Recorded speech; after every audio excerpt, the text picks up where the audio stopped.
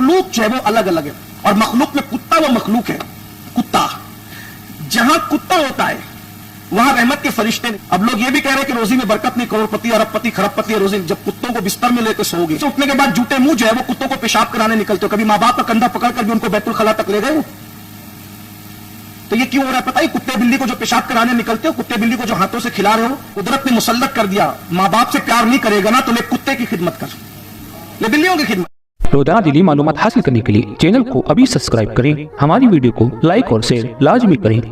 मैंने मखलूक से मोहब्बत का नुक्ता उठाया।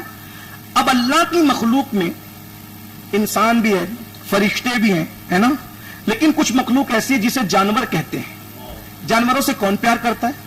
ये आजकल का फैशन है जो आप कुत्तों से प्यार करने लग गए, लेकिन कुत्तों से प्यार भी आप अल्लाह की वजह से या मखलूक के खुदा होने की वजह से नहीं करते।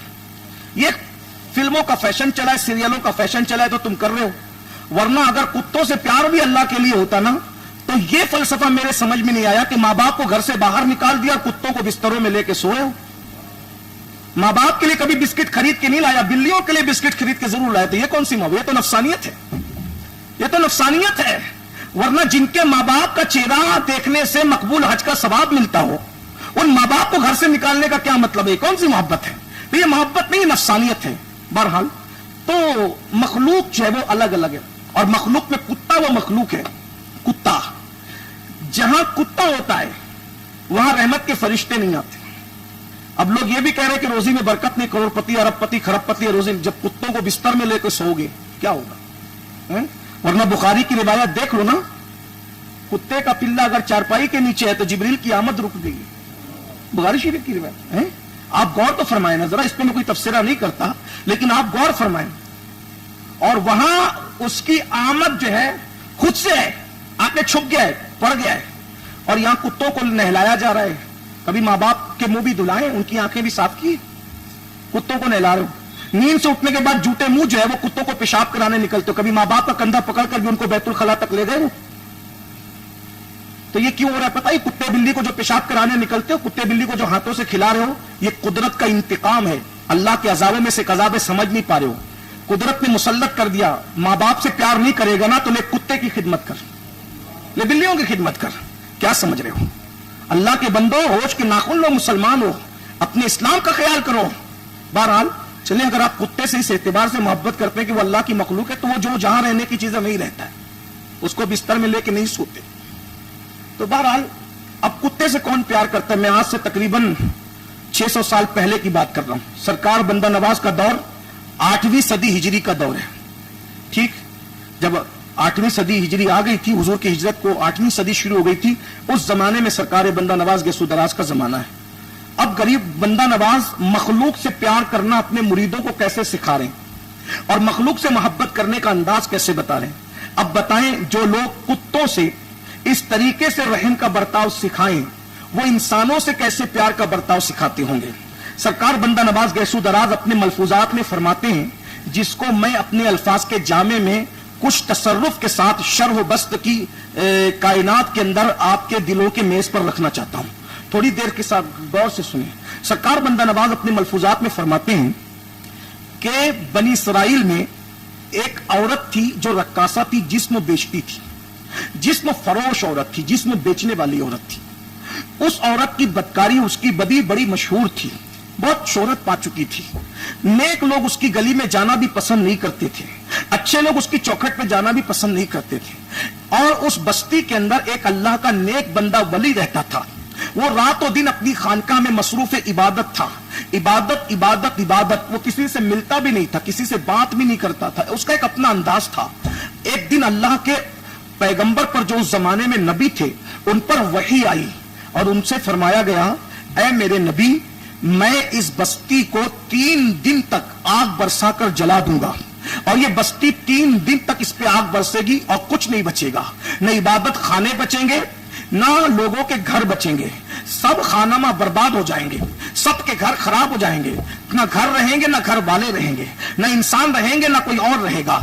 एक काम करें, आप मेरे नबी हो, आपसे मोहब्बत है, आप बस्ती छोड़कर दूसरी बस्ती में जाओ ताकि आप महफूज हो जाओ। दूसरी बात यह है, दूसरा मेरा महबूब आपके बाद का अगर कोई है इस बस्ती में तो वो फुला फुला वली है, اس سے کہہ دو کہ یہ جو رقاصہ نچنیا اور جسم بیچنے والی عورت ہے یہ 3 دن اس کے گھر جا کر قیام کر لے تو ہم اس کو بھی بچا لیں گے، کیونکہ سب کو جلا دیں گے، ایک ہی گھر بچنا ہے بس، اور وہ اس رقاصہ کا گھر ہے، وہ اس نچنیا کا گھر ہے، وہ اس فاحشہ عورت کا گھر ہے۔ اللہ اکبر۔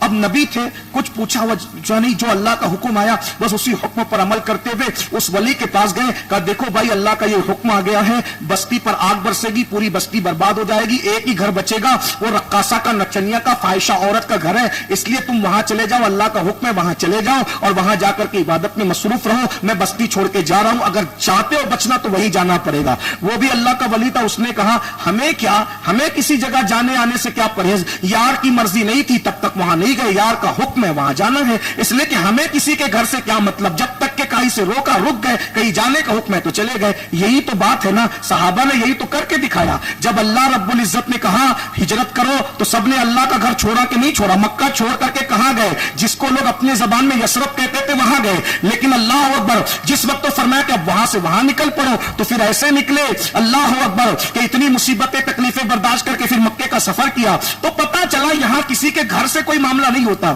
یہاں یار کی مرضی سے ہوتا ہے، اگر یار کہہ دے یہ چھوڑ دو تو چھوڑ دیتے، یار کہہ دو پکڑ لو تو پکڑ لیتے ہیں، یعنی سارا معاملہ یار کا ہے۔ وہ محیایا وہ مماتی للہ رب العالمین، یار کہہ دے بیٹے کی گردن پہ چھری رکھو تو چھری رکھ دیتے ہیں، یار کہتے بیٹوں کو پالو تو پال لیتے ہیں، یار کہ کعبہ بناؤ تو بنا دیتے ہیں، یار کا بت شکنی کرو تو کرتے ہیں، سب یہاں صرف یار کا معاملہ ہے، یار کے پیار کی وجہ سے سب چیزیں ہیں۔ جو پیور لوگ ہیں اس نے کہا کہ مجھے کسی سے کیا لینا، جب تک یار نے منع کیا تھا نہیں جاتے تھے، اپنے گھر میں پڑھتے خانقاہ میں پڑھے تھے، یار کا حکم ہے تو ہم کیا دیکھیں کہ کون کیا ہے، یار کا حکم چپ چاپ چلے گئے۔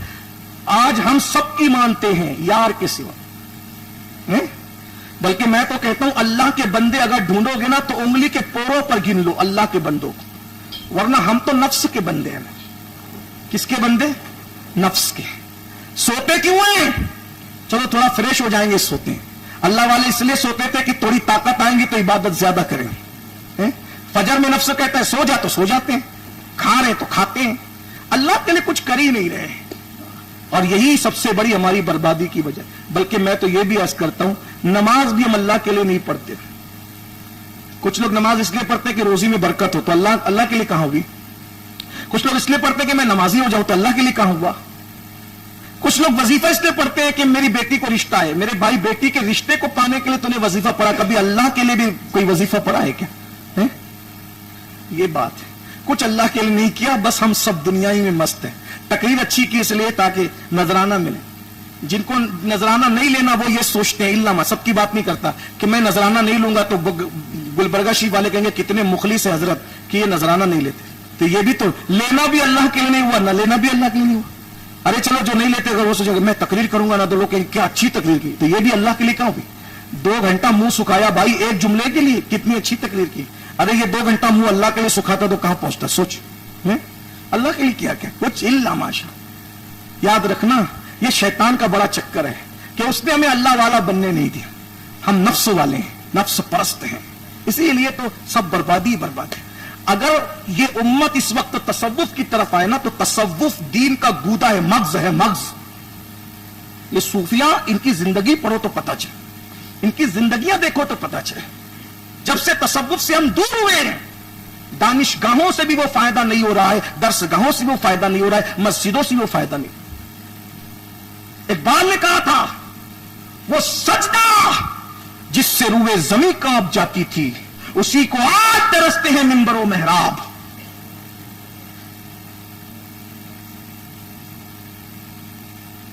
جو میں سر بسجدہ ہوا کبھی تو زمین سے آنے لگی صدا، تیرا دل تو ہے صنم آشنا تجھے کیا ملے گا نماز میں۔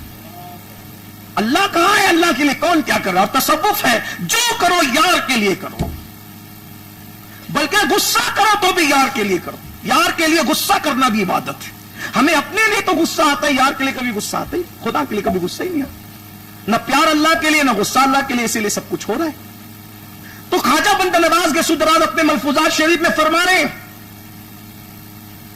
کہ وہ اللہ کا ولی جو وہ بزرگ تھا اس نے مسلح کندھے پہ ڈالا اور اس عورت اور اس رقاصہ اور نچنیا کے گھر گیا، دستک دی، اس نے دیکھا ارے اللہ والے آپ کبھی مجھے حکم ہے اللہ کا کہ میں 3 دن تیرے گھر قیام کروں. اس نے کہا حضرت یہاں تو ایک آتا ہے دوسرا جاتا ہے, آپ کہاں رہیں گے؟ کہا ایک کونا دے دو, تو جان تیرا کام جان, مجھے اتنا ہی حکم ہے. وہ کونے میں چلا گیا, پردہ ڈال لیا, اس کے بعد کوئی آیا بھی نہیں کیونکہ کسی نے آنا بھی نہیں تھا. اللہ کے نبی چلے گئے بستی چھوڑ کر, اللہ کا ولی چلا گیا رقاصہ کے گھر. آگ برسی, ایسی برسی ایسی برکی کہ سب جلا دیا, جل تھل سب جلا کر ختم کر. 3 دن کے بعد جب آگ نے طوفان مچا کر سب کو ختم کر کے خاکستر کر کے جب پوری بستی کو ویرانے میں بدل دیا, اور جب آگ ٹھنڈی ہو گئی تو وہ نبی تشریف لائے. اس اللہ کے ولی کو کہا کہ چلو بھائی تم بھی باہر آؤ, اپنی طرف جاؤ. تو سب ختم ہو چکا تھا, کچھ نہیں تھا. اللہ کے اس ولی نے کہا یہ سب کیا ہو گیا؟ سب ختم, سب جل گئے, برباد ہو گئے, تباہ ہو گئے, کچھ نہیں بچا. اللہ سے پوچھو تو صحیح کہ ماجرا کیا ہے. اس نبی نے پوچھا اللہ یہ کیا ماجرا ہے؟ ساری بستی تو نے جلا کے ختم کر دیا, اتنی ناراضگی کیوں ہے؟ تو اللہ کی طرف سے وہی آئی, اے میرے پیغمبر یہ بستی ہم نے کیوں تباہ کیوں برباد کی اس کو سن لو. اب بندہ نواز کے ملفوظات میں امن کا پیغام دیکھے, کیا باریکی سے امن کی تلقین ہو رہی ہے. سرکار بندہ نواز اپنے ملفوظ شریف میں فرماتے ہیں کہ اس نبی پر وحی آئی, اس بستی کو ہم نے کیوں جلا کر ختم کر دیا؟ اس کی وجہ یہ ہے کہ اس بستی میں ایک خارش زدہ کتا آیا تھا. وہ کتا جس کو کھجلی کی بیماری تھی, جب یہ بستی میں آیا تو وہ بھوکا تھا. وہ بستی کے ہر دروازے پہ گیا, کسی نے کھانا نہیں دیا. کھانا دینا تو دور کی بات, ڈنڈے نکال کر اس خارش زدہ کھجلی والے کتے کو خوب مارا, اور بستی کے لوگوں نے مل کے مارا. کچھ لوگوں نے تو مل کے مارا, کچھ مار رہے تھے, لیکن جلایا کیوں سب کو؟ کچھ مار رہے تھے, کچھ تماشا دیکھ رہے تھے, چپ تھے, برائی پر چپ تھے, مخلوق پہ ظلم ہو رہا تھا تو اس خارش زدہ کتے کو مارا, کچھ چپ رہے. اور وہ خارش زدہ کتا جب مار کھا کے ٹانگ وانگ ٹوٹ گئی تو وہ اپنے آپ کو گھسیٹتے ہوئے آیا اور اس رقاصہ کے دیوار کے سائے میں بیٹھ گیا. اس رقاصہ نے ٹوٹے ہوئے پیر دیکھے, خارش زدہ کتا دیکھا تو آئی اور آ کر کے اس نے اس کی ٹانگ پر مرہم رکھا, مرہم پٹی کی, اور یہ کہا لوگ یہ کیوں دیکھتے ہیں کہ یہ کتا ہے, لوگ یہ کیوں نہیں دیکھتے کہ یار کی مخلوق ہے. بس بات اتنی ہے. کیا یہ کیوں دیکھتے کہ کتا ہے, یہ کیوں نہیں دیکھتے کہ یار کی مخلوق ہے. بس اتنی سی بات ہے. تو اس نے میری خاطر کتے کی خدمت کی, میں نے اس کی زندگی کے سارے جرائم کو معاف کر کے اس کو اپنا محبوب بنا.